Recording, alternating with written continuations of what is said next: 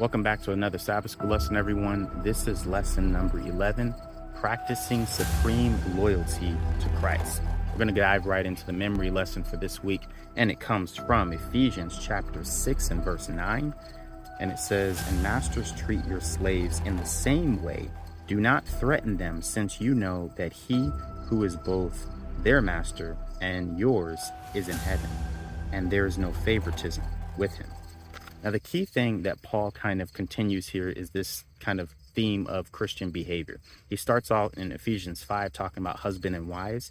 In Ephesians 6, he goes into the relationship between parents and children, and then transitions in Ephesians 6 also to slaves and masters. So let's start with parents and children. I want you to see a verse from Exodus chapter 20 and verse 12, and it says, "Honor your father and your mother, that your days may be prolonged in the land which the Lord your God gives you." Now, the key thing to remember here is that many people think that prolonged, if you honor your father and your mother, that means that my life, my individual life, is going to be extended. And really, the way that the Greek is phrasing this is it actually means societal. So what that means is that if you essentially honor your father and your mother, society will continue living on. Society will not decay, right?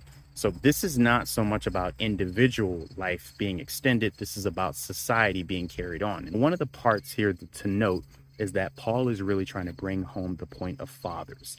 Fathers, he says, to not provoke children to anger. And it's because the Roman Empire charged fathers with the role of making sure that they develop good sons and good daughters that are going to be productive in the Roman Empire. And if you saw that they weren't going to be productive, you can do whatever you want to get their act together. This means that you can have them whipped. You can have all types of abuse done to them. You could even disown them if they're not getting their act together. You could even kill them if they're not actually turning around.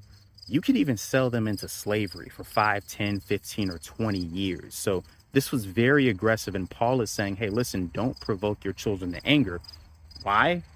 Because if you are using your authority to essentially abuse the child in some way, shape, or form, they're always going to have a hard time accepting God as the role of their father, because they're going to see their God as being just as abusive as you. So the main point to see here is that if parents and children did not have a mutual respect for each other, society would decline. So children and parents need to have respect for each other, otherwise society declines. Now, point number 2 is going to be taken from Ephesians 6 and verse 5 and 6.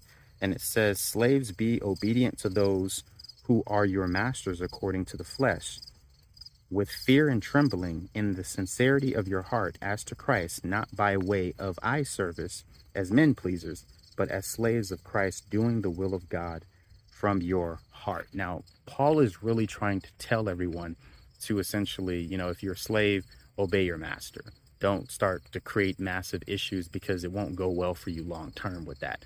Now, the point here, though, is there's a difference between slavery in Paul's day and slavery at least hundreds of years after Paul, or maybe within recent times, like, several hundred years ago. Slavery in Paul's day was actually kind of unique. Now, there were some masters that were very abusive, and Paul addresses them, but majority of slavery was not oppressive and abusive like that. Many slaves were very prominent. They were writers, they were teachers, they were philosophers, they were politicians. They got educated very, very well. I mean, imagine your 8th grade teacher walking in and they're a slave. And you're like, what? Like, that's my 8th grade teacher? Well, that's the idea in Paul's day. Like, they could be very prominent in very high roles, specifically because the master thought that if I invest in this slave and they raise their status up, then it brings more notoriety to me and also to my family and well-being, right? So you get more status in the Roman Empire if you're raising up good slaves or good children. And so this is a reason why the masters invested so heavily in education of the slaves. Now, in recent times, it was a little bit different, because they didn't want the slaves to get educated several hundred years ago. And even before that, partially because they thought that an educated slave will eventually gain their freedom. And so they tried to keep them uneducated to make sure that they can control the individual. And it became very oppressive. It was aggressive. So that's not the same type of slavery that happened in Paul's day, but it is something to consider. Now, the point here that many people tend to miss is there usually is a struggle with understanding why Paul and the first century Christians didn't at least have a strong position on slavery.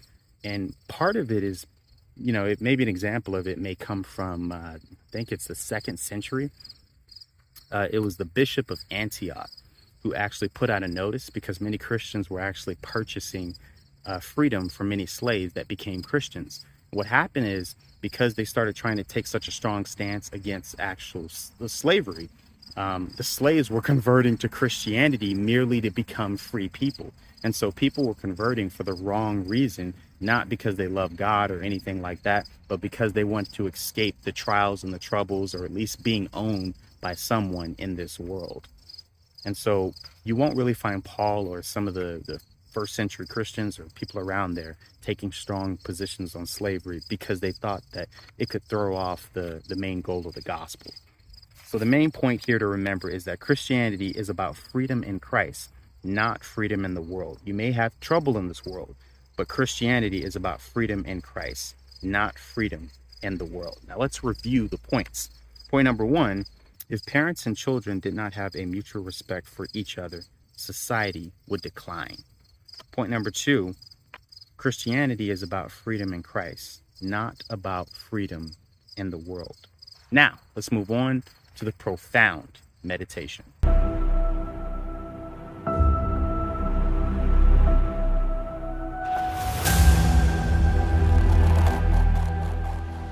Okay, so for the profound meditation, I want you to see something very interesting here.